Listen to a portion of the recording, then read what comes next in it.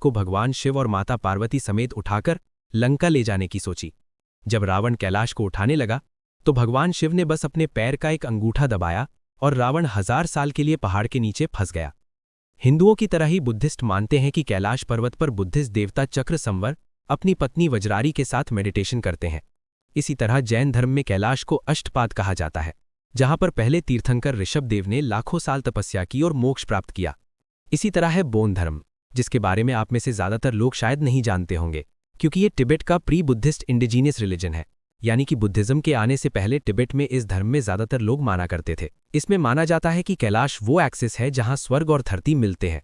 तो सोचकर देखिए, 4 अलग अलग धर्म, लेकिन सभी की कैलाश को लेकर एक ही सोच है कि ये पवित्र है और यहां पर देवी देवता रहते हैं।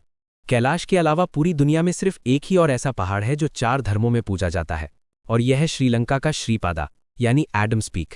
ये एडम्स पीक भी बहुत अनोखी है। इसकी फोटोज देखिए जरा। इसकी रिलीजियस सिग्निफिकेंस हिंदुइज्म, बुद्धिज्म, इस्लाम और क्रिश्चियनिटी में देखी जाती है। इस पहाड़ के ऊपर एक बड़ी फुटप्रिंट जैसी फॉर्मेशन बनी है पत्थरों की, जिसका चारों अलग अलग धर्मों के लोगों का अलग अलग इंटरप्रिटेशन है।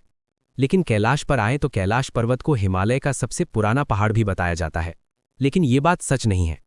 हिमालय की पहाड़ियां, जैसा कि आप जानते ही होंगे, इंडियन और यूरेशियन प्लेट के कोलिजन से लगभग 5 करोड़ साल पहले बननी शुरू हुई थी, जबकि कैलाश पर्वत इसके लगभग 3 करोड़ साल बाद सिर्फ 1.7 करोड़ साल पहले ही बनना शुरू हुआ था।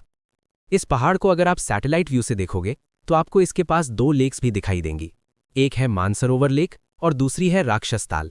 ये दोनों लेक साइड बाय साइड है, दोनों में बस 2 से 3 किलोमीटर की दूरी है और आसपास का एनवायरनमेंट भी बिल्कुल सेम है।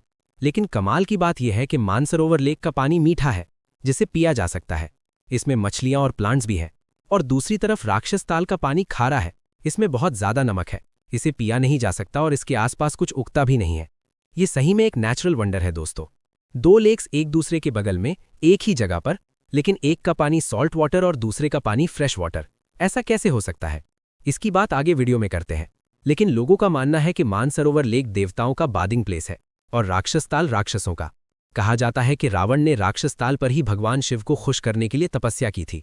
लेकिन सबसे इंपॉर्टेंट बात यह है कि 4 major Asian rivers, Indus, Sutlej, Brahmaputra और करनाली, जो गंगा में जाकर मिलती हैं, ये सब माउंट कैलाश के आसपास से ओरिजिनेट होती हैं।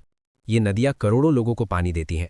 एक साइंटिफिक पर्सपेक्टिव से ये बात भी बहुत एक्स्ट्रॉर्डनरी है कि एक माउंटेन रेंज के पास सिर्फ इस एक पहाड़ी के पास इतनी सारी बड़ी नदियां निकलती हैं। लेकिन बात यहां खत्म नहीं होती। मैंने कहा था, इस पहाड़ की शेप भी बहुत स्पेशल है। कैलाश पर्वत ऑलमोस्ट एक परफेक्ट पिरामिड शेप में है।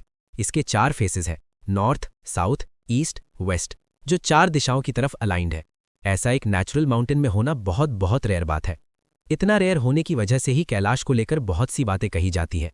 इसी पिरामिड जैसी शेप को लेकर डॉक्टर मुल्दाशेव ने कहा था कि ये आर्टिफिशियली कंस्ट्रक्टेड पिरामिड है, यानी कि इसे किसी एंशिएंट सिविलाइजेशन ने बनाया था जो बहुत एडवांस थी और बाकी दुनिया के पिरामिड से ये सीधा कनेक्टेड है। कुछ लोग तो ये भी कहते हैं कि कैलाश पर्वत के नीचे शंभाला जैसी मिथिकल सिटीज है और कैलाश इन्हें छिपा कर रखता है। हालांकि सबसे पॉपुलर क्लेम जो किया जाता है वो है टाइम डायलेशन को लेकर, जिसकी बात मैंने वीडियो के शुरू में भी करी थी। कहा जाता है कि कैलाश के पास समय बहुत डिफरेंटली बिहेव करता है और जिन चीज़ों को होने में हफ्तों लगते हैं वो कुछ घंटे में ही होने लगती हैं। 12 घंटे में ही बाल और नाखून इतने बड़े हो जाते हैं जितने नॉर्मली 2 हफ्तों में बढ़ते हैं। और सुनिए, जग्गी वासुदेव ने तक कहा था कि कैलाश पर 2.5 घंटे बिताने के बाद उनकी उम्र 10 से 15 साल कम हो गई। In 21 days I was in Kailash. I took one strand of what is there on that mountain. You won't believe, in 2.5 hours I was almost 10 to 15 years younger. अब जब आप किसी से इन क्लेम्स के पीछे साइंटिफिक एक्सप्लेनेशन मांगते हो तो वो लोग रीजन देते हैं कि इसमें कॉस्मिक एनर्जी है। कैलाश कॉस्मिक एनर्जी का सेंटर है जहां टाइम और स्पेस के रूल्स अप्लाई ही नहीं होते।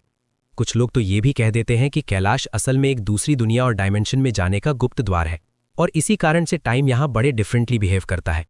इंटरनेट पर आज के दिन ऐसे क्लेम्स बहुत ज़्यादा सर्कुलेट होते हैं और कुछ लोग सबूत के तौर पर यह भी कह देते हैं कि देखो, कैलाश की पोजीशन धरती के नक्शे में मैथमेटिकली परफेक्ट है। दावा किया जाता है कि कैलाश पर्वत नॉर्थ पोल से एग्जैक्टली 666 किलोमीटर दूर है। ब्रिटेन के स्टोनहेंज से भी ये एग्जैक्टली 666 किलोमीटर दूर है और साउथ पोल से एग्जैक्टली इसका डबल 13,332 किलोमीटर दूर है। ये नंबर्स देखकर लोगों को लगता है कि कुछ तो अलग है इस पर्वत के बारे में। तो ये इत्तेफाक नहीं लगता। ऐसा लगता है कि इसीलिए कैलाश पर्वत को एक्सिस मुंडी भी कहते हैं। कहा जाता है कि ये पूरा जो पूरा अर्थ है ना, वो ऐसा एक बराबर घूम रहा है सोलर सिस्टम में, इधर या उधर लुढ़क क्यों नहीं रहा है। माना जाता है कि कैलाश पर्वत वो एक्सिस है जो इसको बैलेंस कर रहा है। ओके, और ये मिस्ट्री और भी ज्यादा गहरी हो जाती है जब आप इस बात को देखो कि इस पर्वत पर आज तक कोई नहीं चढ़ पाया है।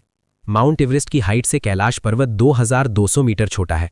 इससे ऊंचे 100 से ज्यादा पहाड़ हैं जिन पर लोग चढ़ चुके हैं, लेकिन इस एक पहाड़ पर कोई नहीं चढ़ा आज तक। आखिर क्या कारण है इसके पीछे?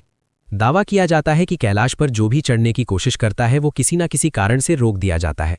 लोगों के सिर में तेज दर्द होने लगता है, डिसोरिएंटेशन होती है, या अचानक से मौसम खराब हो जाता है, तेज बर्फ गिरने लगती है, बर्फीले तूफान आ जाते हैं।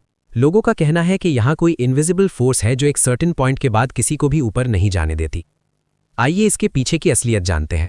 सन 1926 में ब्रिटिश एक्सप्लोरर ह्यूज रटलिस ने कैलाश पर चढ़ने की कोशिश की थी।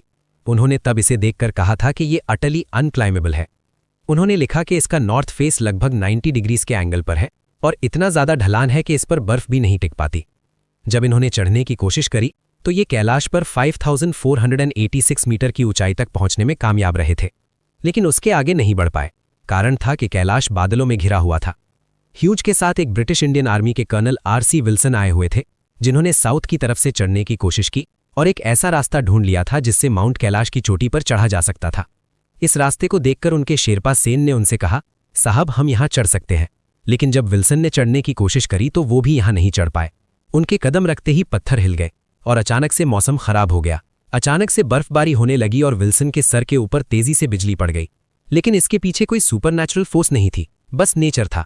ये बात सच है कि फिजिकल चैलेंजेस की वजह से इस पहाड़ को चढ़ पाना बहुत मुश्किल है, लेकिन इम्पॉसिबल नहीं। असली कारण किसी के भी इस पहाड़ के ऊपर ना चढ़ पाने के पीछे है इसकी रिलीजियस सिग्निफिकेंस। सन 1985 में इटली के राइनहोल्ड मेस्नर को चाइनीज सरकार ने कैलाश पर्वत पर चढ़ने का ऑफर दिया था। राइनहोल्ड को दुनिया का ग्रेटेस्ट माउंटेनियर माना जाता है। वो 8000 मीटर से ऊंचे दुनिया के सभी 14 पहाड़ों पर चढ़ने वाले पहले व्यक्ति हैं। माउंट एवरेस्ट पर भी वो उस जमाने में बिना ऑक्सीजन के चढ़ गए थे, जब ऐसा करना इम्पॉसिबल माना जाता था। Once thought impossible actually did strength. तो अगर कोई कैलाश पर्वत पर चढ़ने के लिए सबसे ज्यादा क्वालिफाइड था तो वो यही इंसान थे। लेकिन जब चाइनीज सरकार का ऑफर इनके पास आया तो इनके साथी माउंटेनियर्स ने इनसे कहा, one should not trample in mountain boots on gods turn to stone. किसी को भी पत्थर बन चुके देवताओं को अपने जूते के नीचे नहीं कुचलना चाहिए। राइनहोल्ड समझ गए और उन्होंने इस पहाड़ पर चढ़ने से मना कर दिया। बाद में उन्होंने कहा कि इस पर चढ़ना लोगों की आत्मा को जीतने जैसा होगा, और वो सजेस्ट करेंगे कि अगर किसी को पहाड़ ही चढ़ना है तो किसी और ज्यादा कठिन पहाड़ पर चढ़ा जाए।